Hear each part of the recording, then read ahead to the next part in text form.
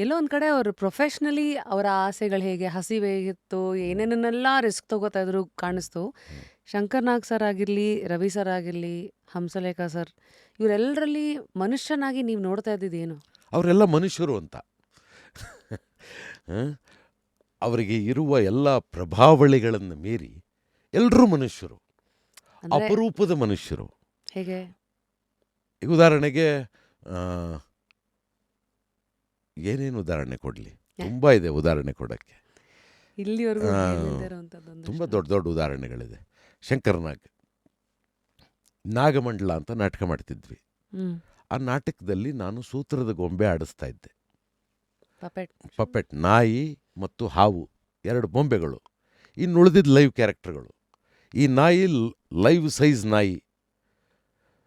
ಆ live size ನಾಯಿಯನ್ನು ಮರದ ಮೇಲೆ ಅಟ್ಟ ಕಟ್ಟಿರ್ತಾರೆ, ಅಟ್ಟಣಿಗೆ. ಅಟ್ಟಣಿಗೆ ಮೇಲಿಂದ ಆಡಿಸ್ಬೇಕು ನಾಯಿನ. ಆ ನಾಯಿನ ಡಿಸೈನ್ ಮಾಡಿದ್ದೆ. ಜಾನ್ ದೇವರಾಜು ನನಗಾಗಿ ಆ ಬೊಂಬೆ ಮಾಡಿಕೊಟ್ಟ. ಬಾಯಿ, ಬಾಲಕ್ಕೊಂದು ದಾರ, ಬಾಯಿಗೊಂದು ದಾರ, ಕಿವಿಗೊಂದು ದಾರ, ಕಾಲುಗಳಿಗೆ ಸಪ್ರೇಟ್ ದಾರ, ಇದೆಲ್ಲ ಮಾಡಿದ್ವಿ. ಹೀಗೆ ನೆಲದ ಮೇಲೆ ನಿಂತು ಆಡಿಸೋವಾಗ ಅದು ಪರ್ಫೆಕ್ಟಾಗಿ ಬರ್ತಿತ್ತು. ನೆಲದ ಮೇಲೆ ನಾನು ನಿಂತು ನನ್ನ ಲೆವೆಲಲ್ಲೇ ನಾಯಿ ಇದ್ದರೆ 9-12 ದಾರ ಅದಕ್ಕೆ. ನಾನು ಮತ್ತು ಪ್ರಕಾಶ ಅಂದರೆ ಪ್ರಕಾಶ್ ರೈ, ಅವನು ನನಗೆ ಅಸಿಸ್ಟೆಂಟು. ಆಗ ನಾವಿಬ್ಬರೂ ಬೊಂಬೆ ಆಡಿಸ್ತಾ ಇದ್ವಿ. ಕರೆಕ್ಟಾಗಿರೋದು ನಮ್ಮ ಸೈಜಲ್ಲೇ ಮಾಡಿದ್ರೆ. ಮರದ ಮೇಲಿಂದ ಆಡಿಸಿದ್ರೆ ನಾವು ಹಿಂಗಂದರೆ ಕಾಲಿಂಗ ಆಗ್ಬಿಡೋದು. ಹೈಟ್ ಜಾಸ್ತಿ ಆದ ತಕ್ಷಣ ಪ್ರೆಷರ್ ವ್ಯತ್ಯಾಸ ಆಗುತ್ತಲ್ಲ. ಕಂಟ್ರೋಲು ಜಾಸ್ತಿ.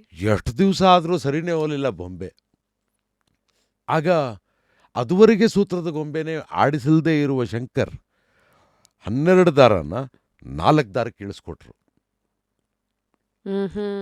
ವಿಚ್ ವಾಸ್ ಅವತ್ತಿಂದ ಬೊಂಬೆ ಕರೆಕ್ಟಾಗಿ ಪರ್ಫೆಕ್ಟ್ ನಾವು ಹೇಳ್ದಂಗೆ ಕೇಳೋಕ್ಕೆ ಶುರು ಆಯಿತು. ಹಾಗೆ ಅಂದರೆ ಅವರ ಕಾಂಟ್ರಿಬ್ಯೂಷನ್ನಿಂದಾಗಿ ಆ ತರಹದ್ದು ಒಂದು ಸಾಧ್ಯ ಆಗ್ತಾಯಿತ್ತು. ನೋಡೋಕ್ಕೆ ಅವನಿಗೆ ಗೊತ್ತಿತ್ತ ಸೂತ್ರದ ಗೊಂಬೆ? ಗೊತ್ತಿಲ್ಲ. ಬಟ್ ಅದನ್ನು ಆ ನಿಮಿಷ ಎಕ್ಸಿಕ್ಯೂಟ್ ಮಾಡೋಕ್ಕೆ ಸಾಧ್ಯ ಆಯ್ತು. ಸೊಲ್ಯೂಷನ್ ಓರಿಯೆಂಟೆಡ್ ಅಪ್ರೋಚ್ ಯಾವಾಗಲೂ ಹಾಂ. ಅವ್ರದ್ದು. ಇನ್ನೇನು ಉದಾಹರಣೆ ಹೇಳಲಿ? ಮಾಲ್ಗುಡಿ ಡೇಸ್ ಶೂಟಿಂಗು, ಟ್ರೈನು ಶೂಟಿಂಗಿಗೆ ಸಿಗಲಿಲ್ಲ. ಟ್ರೈನ್ ಸಿಗಲಿಲ್ಲ ಅವ್ರಿಗೆ ಶೂಟಿಂಗಿಗೆ ಕೊಡೋಕ್ಕೆ. ಅಷ್ಟು ದುಡ್ಡಿಲ್ಲ. ಟೆಲಿವಿಷನ್ ಸೀರಿಯಲಲ್ಲಿ ಎಷ್ಟಿರುತ್ತೆ ದುಡ್ಡು? ಇರೋದೇ ಸ್ವಲ್ಪ ದುಡ್ಡು. ಅದರಲ್ಲಿ ಟ್ರೈನ್ ಒಳಗಡೆ, ಬೋಗಿ ಒಳಗಡೆ ಶೂಟಿಂಗ್ ಮಾಡಬೇಕು. ಹೆಂಗೆ ಮಾಡೋದು? ಏನೇನೋ ಯೋಚನೆ ಮಾಡಿದ್ವಿ. ಹಂಗೆ ಮಾಡೋಣ, ಹಿಂಗೆ ಮಾಡೋಣ. ನಮ್ದೇನು ಐಡಿಯಾಗಳೇನು ವರ್ಕ್ ಆಗಲಿಲ್ಲ. ಎಂಥ ಐಡಿಯಾ ಮಾಡಿದ್ರು ಅಂದರೆ, ಅವ್ರು ದಿವಸ ಹೊಸೂರು ರೋಡಲ್ಲಿ ಓಡಾಡ್ತಿದ್ರಲ್ಲ, ಅವ್ರಿಗೆ ಯಾವತ್ತೋ ರಾತ್ರಿ ಒಳೆದ್ಬಿಟ್ಟಿದೆ ಅದು ಬರೋವಾಗ. ಆ ಕಾಲದಲ್ಲಿ 8 ಚಕ್ರದ ಲಾರಿ ಬರೋದು. ಈಗ 16 ಚಕ್ರದ್ದು ಬರುತ್ತೆ.